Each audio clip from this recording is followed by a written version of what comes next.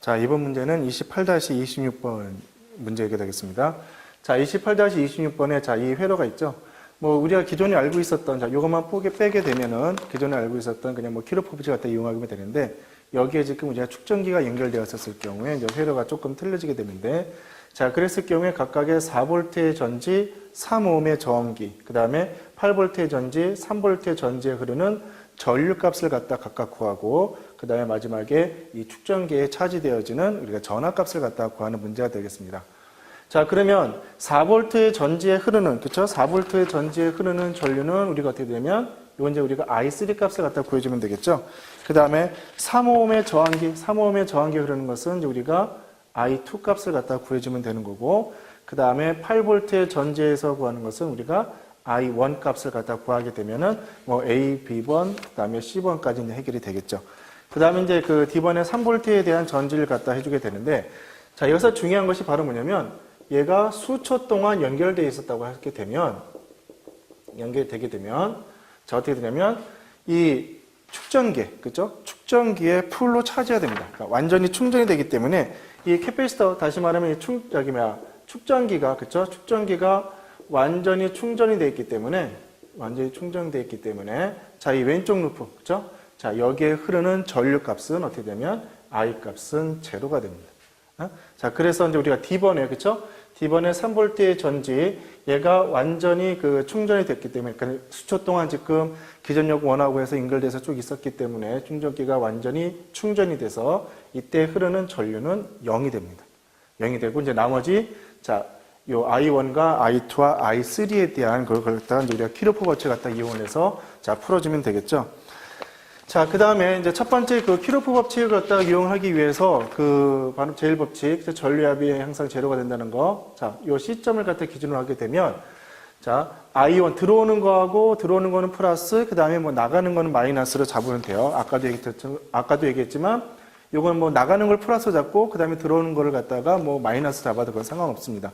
여러분들이 편한 대로 일단 잡아주면 되는데, 자, 그래서 I1하고 I2는 들어오죠? 그 다음에 I3는 나가니까, 자, 첫 번째, 우리가 그 법칙을 갖다가 이용을 해서, 우리가 첫 번째 식을 갖다가 우리가 구할 수가 있었고, 자, 그 다음에 가운데 루프를 한번 보죠. 가운데 루프에서 보게 되면, 자, 시계 방향으로, 자, 이렇게 돌아가면 되죠. 자, 돌아가게 되면, 어떻게 되냐면, 여기서 마이너스에서 지금 플러스로 갔기 때문에, 자, 8은 어떻게 돼요? 플러스 8이 되죠. 그 다음에, 자, 이렇게 내려오는데, 루프의 방향하고 우리가 지금 잡아놓은 전류의 방향하고 지금 반대 방향이 됐죠. 자, 이랬을 경우에는 어떻게 되냐면, 플러스 3, 그죠? 3I2. 그죠? 전압 상승. 그죠? 이제 우리가 그 플러스 값을 이제 전압 강하게 일어나는 것이 아니라 반대로 잡았기 때문에, 자, 이제 플러스가 되고, 그 다음에, 자, 이렇게 돌아갈 때 루프의 방향하고, 그 다음에 I1의 방향하고 일치가 됐으니까, 일단 전압 강하게 일어난다고 그랬죠? 그래서 5I1 이꼴해서 0이 되죠. 그래서 이제 우리가 두 번째 식을 갖다 구할 수가 있습니다. 자, 그 다음에 이제 오른쪽에 이 루프죠? 이것도 이제 똑같이 이렇게 잡아버리게 되면, 자, 여기서는 어떻게 되냐면, 자, 여기도 역시 마이너스에서 플러스로 갔으니까 4V가 나오게 되고, 그 다음에, 자, 이렇게 가는데, 이거 지금 I2의 방향하고 루프의 방향하고 어떻게 돼? 일치가 됐죠? 이때는 전압 강화가 일어납니다. 그래서 마이너스 3I2가 되고, 그 다음에 여기 마찬가지로 I3하고 루프의 방향하고 지금 일치가 됐으니까, 어떻게 돼요? 마이너스 5I3. 그쵸? 이꼴 어떻게 돼요? 제로가 되죠. 그래서 이것이 그 3번식이 됩니다. 자, 1번식에서 보게 되면, I3는 I1 플러스 I2. 자, 요 식을 갖다가 우리가 3번식에다가, 그쵸? 3식에다가 대입을 갖다가 하게 되면, 자, 어떻게 되냐면, 3번식은 어떻게 돼요? 5I1 플러스 8I2 이꼴 4가 되죠. 요걸 갖다 이제 우리가 3-로 봐주면 되는 경우고, 그 다음에, 자, 2번식을 갖다 여기다 써주면 되죠? 5I1 마이너스 3I2 이꼴 어떻게 돼요? 8이 돼요. 이것이 이제 2번식이 되는 경우고, 그래서, 이걸 뭐 갖다가 뭐 빼줘도 되고, 뭐 상관이 없겠죠? 이걸 갖다가 뭐 빼가지고서는 정리하게 되면은, 이거는 어떻게 되죠? 11I2 이끌 어떻게 돼요? 마이너스 4가 나오게 됩니다. 그래서 결국 어떻게 돼요? I2 값이 얼마냐면 마이너스 11분의 4가 나오게 됩니다. 이걸 갖다 계산하게 되면 우리가 마이너스 0.364, 그렇죠? 마이너스 0.364 암페어가 나오게 되는데 여기서 중요한 것은 이 마이너스가 나오는 거죠. 이 마이너스라고 하는 것은 바로 뭘 갖다 의미하게 되냐면 이거는 처음에 우리가 그 잡았던 그 전류의 방향 있죠? 이 전류의 방향이 위로 향하는 방향이 아니라 어떤 방향이에요? 이거하고는 반대 방향이라는 것을 뜻하게 되는 거죠. 그래서 I2의 방향이 이 방향이 아니라 어떻게 된다? 아래로 향하는 방향을 갖다가 원래 나타낸다는 얘기죠. 그러니까 아랫방향으로 이제 I2가 흐른다는 걸 갖다가 의미하게 되는 거예요. 그래서 이건 여러분들이 키르호프 법칙을 갖다가 세울 때, 아까 그 I의 방향, 특히 말하면 전류의 방향을 갖다가 임의로 삼아도 상관없어요.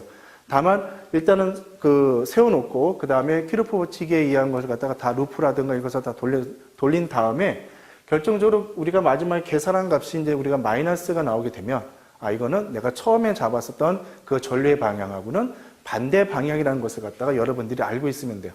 그래서 이 지금 방금 나온 것처럼 I2는 우리가 저의 그 그림에서처럼 잡은 것처럼 윗방향이 아니라 어느 방향이다? 아래쪽으로 향하는 방향이라는 것을 갖다가 나타내는 겁니다. 크기는 어떻게 돼요? 크기는 똑같죠? 0.364 암페어로. 자, 그 다음에 이 I2 값을 갖다가 그 다음에 우리가 이 3번식에다가 이 3-식에다가 구해도 되고 아니면 뭐 2에다가 갖다 구해도 되겠죠. 자, 그렇게 해서 우리가 뭐 2식에다가 아무 데다가 대입을 해서 구하게 되면은 I1 값이 얼마 나오게 되냐면 약 한 6.382, 그쵸? 382 암페어 정도가 나오겠네요. 그러면 I3는 나오겠죠? I3는 두 식을 갖다가, 두 전류를 갖다가 구하게 되는 거니까 1.382 빼기 0.364가 되는 거죠. 0.364에서 계산하게 되면 1.016 우리가 암페어가 나오게 되겠네요. 그렇죠? 자, 그러면 각각의 이제 우리가 구하고 하는 것이 아까 D번은 3V에 대한 전지는 우리가 충전이 됐기 때문에 그때 흐르는 전류는 제로가 되는 경우고 우리가 A번에서 4V에 흐르는 전지 I3는 어떻게 돼요? 4V의 전지에 흐르는 거 I3라고 그랬죠? I3는 얼마? 1.016 암페어가 되는 경우고 자, B번에서 3Ω이죠? 3Ω에 흐르는 저항기에 흐르는 전류는 뭐라고 했었냐면 우리가 I2가 됐었죠. I2가 얼마예요? 우리가 0.364, 그렇죠? 0.364 암페어가 되고 방향은 어떻게 된다고 그랬어요? 방향은 저 방향이 아니라 우리가 아랫방향을 갖다가 뜻하게 된다고 얘기를 했어요. 그 다음에 세 번째는 바로 뭐냐면 10번에서 8V의 전지죠?